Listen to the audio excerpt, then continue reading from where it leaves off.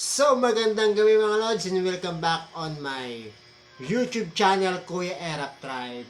At ngayon po ay mapapanood natin kung paano ko po kinuha ang root crop na ito na kung tawagin ay burot.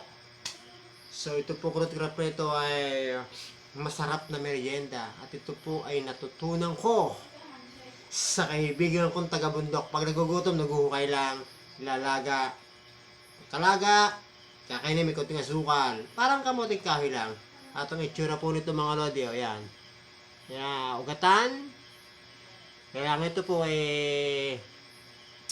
matanda na nakuha ko. So ito po sa aking,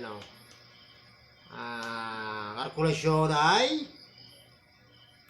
isang taon na mahigit. Dahil ang masarap po dito is 6 months lang. Ito po ay expand. Para po siyang sa expand, parang pakwan. So, ganun siya kalaki. Tanda na nga po ito eh. Siyempre, hiniwa ko na po ito kanina. At ang laman po nito ay yan, color white. Yan o, parang dalawang puso pa. Sakto. So, panoorin po natin ang aking naganap na paghuhukay kanina. Nagtagumpay ako. So, thank you. Panoorin po natin. Nandito po tayo sa aking YouTube channel Kuya Erap Tribe. At ngayon po ay hahanap po tayo ng halamang burot. Ito po ay traditional na merienda dito sa amin sa bukid. Ano naman problema nyo mga lodi? At kailan ba kayo nag-iingay mga lods? So mga lodi, kursunada yata ako ng mga pabong ito. Habang nasa likod ko ay ingay ng ingayan. Pauwi na sila.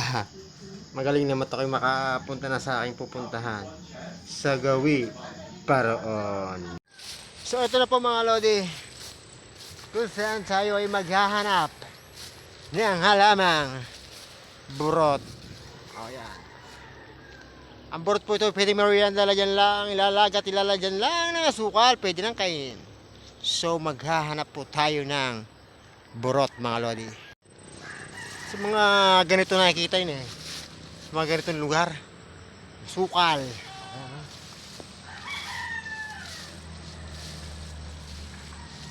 So maghahanap tayo mga lodi.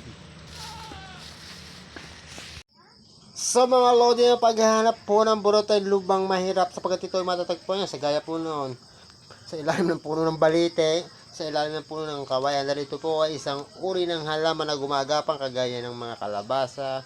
Dahil ito po yung maakyat. Ito po isang uri ng vines eh. At ang laman po naman nito ay may mga konting tinik. Pati po ang katawan nito ay nababalot po din ng konting tinik. Kaya mag-iingat kayo kung sakali makakita kayo nito at kukuha ng halaman. Yan, napakasukal po. So sa paghahanap po ng root crop na ito ay konting ingat. Dahil sa ganito kasukal, hindi mawawala ng ahas mga lodi. Pero ba't nga ba ako pumupunta diyan? Hindi naman tayo makakahanap dyan mga lodi. Well, pinapakita ko lang kung gaano kasukal ang lugar na aking pinupuntahan. Yun po ang lugar na aking sinasabi. Mga lodi sa ganiwang kaliwa. Mga puno ng saging eh. Yan. Okay. Yan po parang lang matatandang syudad sa pelikula. Ganyan ang itsura. Kung saan makakakita tayo ng root crop na burot. Napakasukal naman. Kaya ba parang hindi sa ganitong mga lugar eh, parang hindi nawawala ng ahas. Napakasukal lang ating tinatahak. Pero diretso lang tayo. Parang may daan dito ah. So mga lodi, napakasukal ang aking pwesto ngayon, no? Tila ba hindi mawawala ng ahas dito. Pero swerte at nakakita tayo. Ang dami lamok pa. Para bang daan-daan ang lamok dito eh. Papakita po ko sa inyo ah. So mga lods, ganito po ang dahon nito. Ayan, na makikita kalimitan sa puno ng kawayan. At ngayon nga po ay maghuhukay na tayo. Ito. Bale, ito po ang kanyang katawan. May tinik At ito po ang kanyang puno. So, hukayin po natin mga lodi. Try po natin hukayin. Ba ito?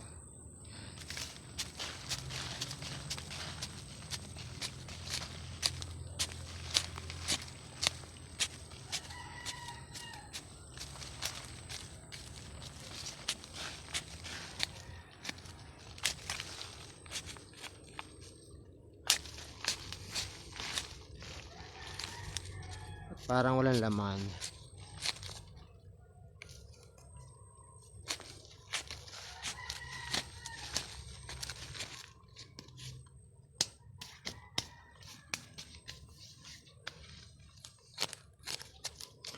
Mga lodi, ang daming lamok mga lodi.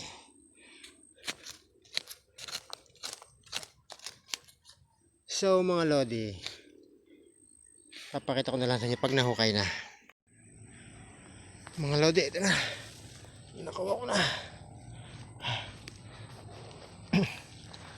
Medyo mahirap lang ito kuhanin.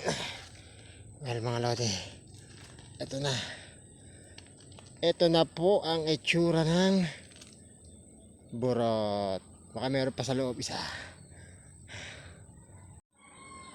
Well mga lods, nakakakuha po tayo.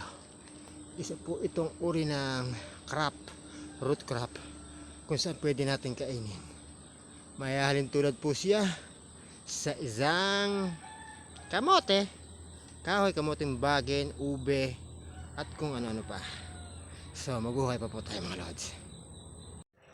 So mga lodi, nagtagumpay na naman tayo sa isang mission natin ang makakuha ng burot. Well, marami po nito pero isa lang ang kinuha ko. Example lang po ito. So salamat lodi sa inyong panonood. Thank you. Well mga lodi, nakakuha na po ko ng burot at inuwi ko na po sa amin. So ito po ang itsura ng burot. Kung saan yan, ugatan ang bawat balat. At pag po ito yung ating binika, is magko-color white. So, bibikain po natin Well mga lodi, yan. Yan, ganito po ang itsura niyan. Oh. Ito po yung kinakain namin noong ako po ay kasama ng aking katropang taga-bundok. So pag po siya nagugutom, mawawala nito sa kawayanan, ilalaga at may konting asukal, ayos na, parang kamoting kahoy lang. So ito po mga lodi, yan, nalaglag ang burot. So meron pa po itong kapamilya. Ayan, hindi po ako pamilyar dun pero meron po, ang tawag naman po ay lame.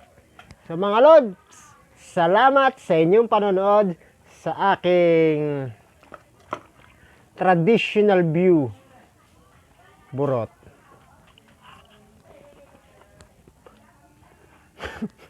Pero ito po mga lodi, sa tansya ko po ay mahigit ng 1 taon. Kasi pag po ang burot 6 months lang po yun na expand. Kasi nang kinuha ko po ito sa lupa, is meron ng space ang kadais. Ibig sabihin, lumiit na po siya. So, salamat sa mga lord sa inyong panonood sa aking traditional view, burot. Thank you.